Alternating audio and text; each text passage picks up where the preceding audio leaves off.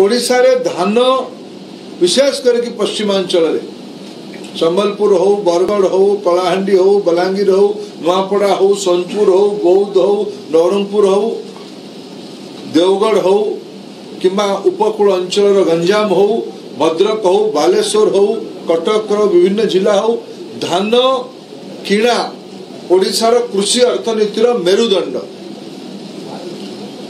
धान किणार पूरा को पूरा पैसा केंद्र सरकार दियंती।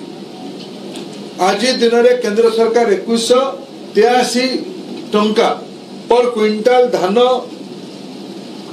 किणुचंती, केंद्र सरकार पैसा।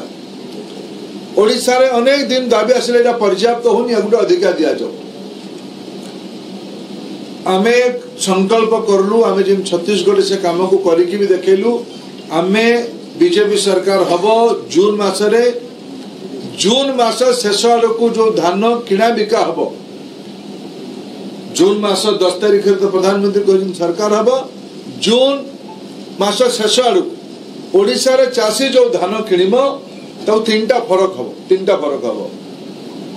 एक आमे दायित्व नेचु जे आमे धान किणिबा 48 घंटा भितर बैंक खाता रे 3100 टंका पर क्विंटाल, 3100 टंका पर क्विंटाल धान रो मूल्य दिया जीवो। तृतीय कथा कहचु आमे 48 घंटा भितर 3100 टंका 2। तृतीय कथा कहचु टोकन कटनी छटनी नारे जो कृषक मानकू हैरान करा जाउछि, शोषण करा जाउछि, ताको संपूर्ण बंद करा जीवो। मते बहुत बंधु एठी धान किणा बिका संपर्क जोड़ी थी बंधु मते परामर्श भी देइछिनि। छत्तीसगढ़ रे जेंति बिना चाषी को किंबा अन्य स्टेक होल्डर मानकू हैरान न करिकी सिमलेसली धान किणा बिका होछि। आमे छत्तीसगढ़ मॉडल को पूरा ओडिशा रे लागू करिवु। ओडिशार कृषि अर्थनीतिर बहुत बड़ा पदक्षेप स्वाधीनतार 76 वर्ष भितर ये प्रकार पदक्षेप कहीं केबे नहीं नथिला।